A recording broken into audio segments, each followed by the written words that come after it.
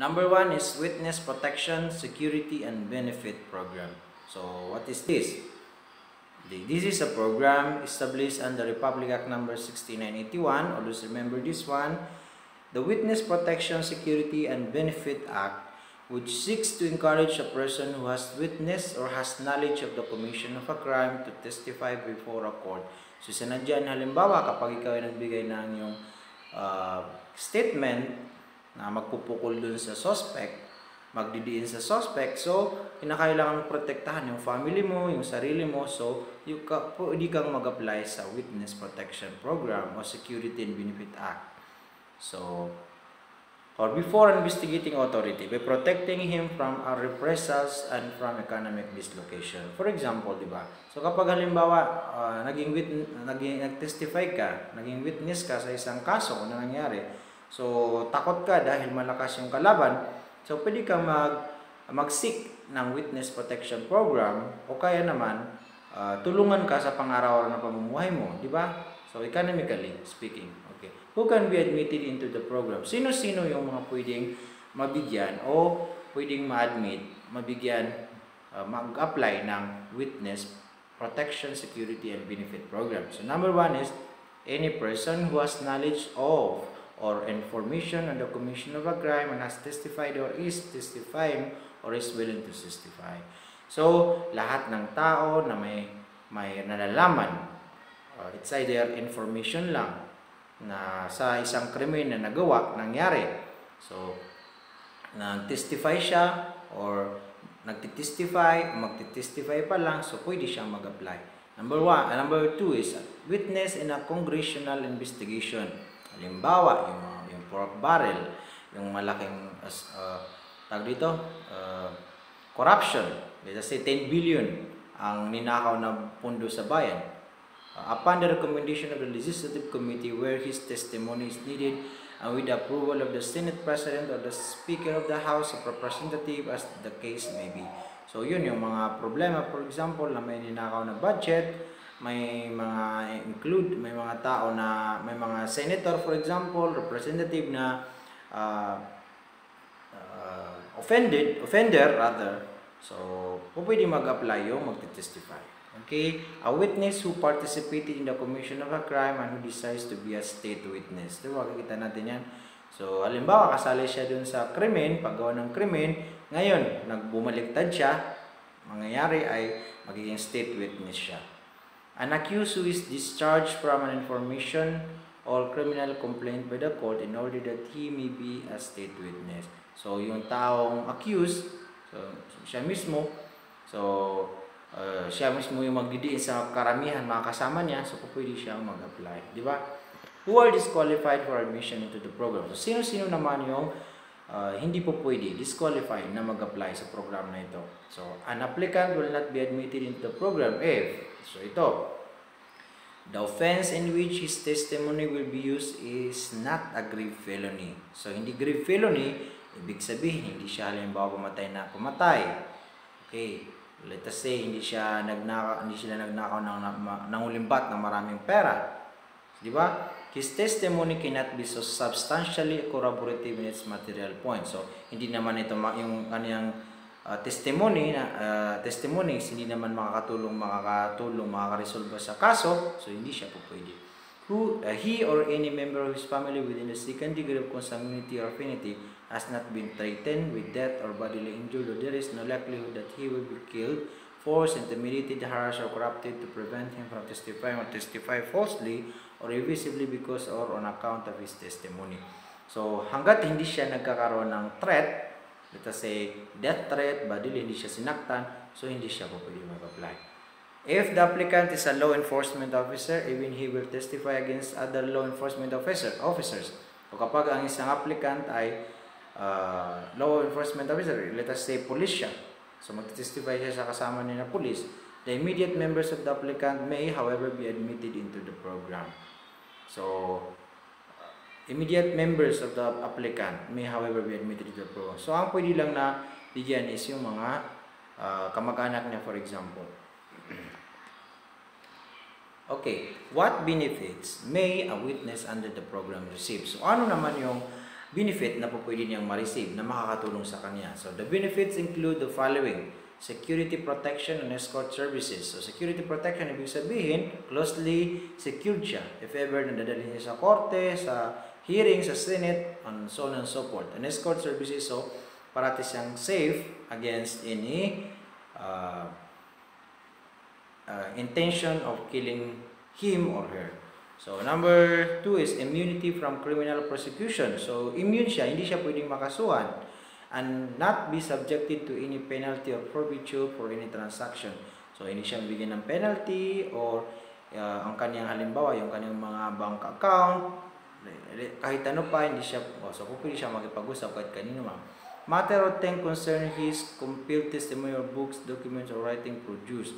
So, yun ang sabi natin sa forfeiture. So, kahit anong gawin niya, so pwede niyang gawin. So long as, hindi naman siya pag-alagala dyan. So, number 3, secure housing facility. So, mayroong bahay na kung saan ititira dyan siya for a period of time. So, assistance in obtaining a means of livelihood. So, bibigyan siya ng pagkain, ng allowances, for example, kasi paano siya mabubuhay, di ba? So, reasonable travel expenses and subsistence allowance while acting as a witness. So, binibigay sa kanya yan para ma-secure na kaya niyang sustentuhan yung sarili niya. Free medical treatment, if ever na meron siyang karamdaman, o magkasakit siya, or anything na pwede niyang ma-incur habang siya ay witness. So, burial benefits of not less than 10,000 pesos. The witness is killed because of his participation in the program. If ever napatay siya during the hearing, for example, during na siya ay binigyan ng witness protection program, let us say ganon, so 10,000 pesos. So, depende kung anong equivalent ngayon ng 10,000 pesos ngayon. Free education from primary to college level for the minor or dependent. So, lahat ng kanyang mga immediate family member na mga minor. Non-removal or demotion in work because of absences due to. So, hindi siya tatanggalin sa kanyang trabaho at saka ang sahod na ay makukuha niya kung siya ay witness. Okay. Number 2, Victims Compensation Program. So, ano naman yung maibibigay natin dun sa mga biktima? Diba? Under Republic Act number 7309 is the law creating the Board of Claims under the Department of Justice granting compensation for victims of unjust imprisonment or detention and victims of violent crimes. So yun, magkasama na dyan halimbawa yung mga nakakulong na hindi naman dapat sila nakulong, o kaya yung mga dinitain, yung mga biktima ng mga violent krimen. So meron silang compensation program. Okay? So ano ang nasa batas na to? Ano ang sinasaad sa batas na ito? So one of the more vexing problems in the area of justice and human rights is the implementation of the constitutional provision against the deprivation of life. So ano yung mga nag-exist na problema? So sabi ko kanina, nakadepende yan sa pagpapatupad ng batas, kung sino yung nagpapatupad, yung law enforcement bodies, at kung paano nila pinapatupad yung batas. So doon tayo nagkakaproblema. So liberty of property without the due process of law. So may mga law enforcement bodies na nag-enforce ng batas na hindi naman dumadaan sa due process of law. So, yun ang mahirap dahil minsan may mga irregularities na nagagawa ang ating mga kapulisan, although hindi naman lahat, or ng any government law enforcement bodies. So, hindi naman lahat. Meron talagang nagkakamali. O kaya meron namang gumagawa ng kabulastugan. So, hindi na natin yun maiiwasan. So, persons have been accused and imprisoned for crimes they did not commit.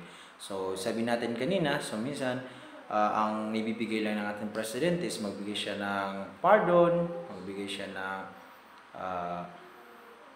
good time conduct allowance, magbigay siya ng amnesty, o and so on and so forth. Let us say, dun sa sinasabi nating executive clemencies, para mabigyan ng daan yung ating mga akusado na nakulong, which is hindi naman dapat dahil hindi naman talaga sila gumawa ng krimen, only to be subsequently acquitted. So nagiging tama lang naman na yung pagpapano natin. So napapatunayan natin na at the end of the day, na hindi pala totoo yung tawag dito, sinakdal sa kanya, nabigyan niya ng final verdict.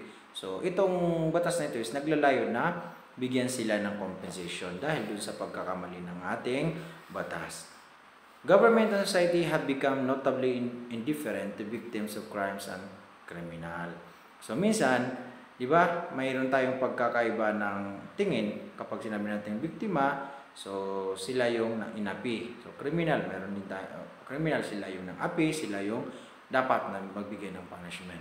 A judicial way of filing a claim for compensation may be too long. So, judicial, ibig sabihin, sa korte tayo, so, masyadong mahaba. So, Congress opted for an administrative procedure. So, ang ginawa, imbis na judicial way, so naging administrative procedure for filing the claims by creating the Board of Claims under sa Department of Justice. So, who may apply for compensation? So, sino naman yung mga pwedeng mag-apply ng compensation? A person who was unjustly accused, convicted, in prison, has been released by virtue of adjustment or acquittal. So, yung mga tao na hindi nabigyan ng maayos na trial o kaya kulang ng ebidensya, tapos napatunayan rin hindi siya nagkasala sa batas, na-acquit din siya pagkatapos niya makulong. So, yon. A person who was unjustly detained and released without being charged. So, yung mga nakakulong dyan, na-detain dyan na hindi naman dapat, tapos wala lang nangyari, so pwede siya mag-apply. A person who is a victim of arbitrary detention by the authorities is okay. Yung authorities na nag-detain sa kanila, so pwede silang mag-apply for compensation. A person who is a victim of violent crime which includes rape, yung mga rape nating, offenses committed with malice which resulted in death, let us say namatay siya, psychological injuries, permanent incapacity or disability, insanity, abortion, serious trauma, or committed with torture, cruelty, or arbitrary. So, bakit kinakailangan silang bigyan? So, dito sa baba, so, di ba, para matustusan natin yung pangangailangan ng ating mga biktima. So, maraming salamat. Dito lang nagtatapos ang ating victory.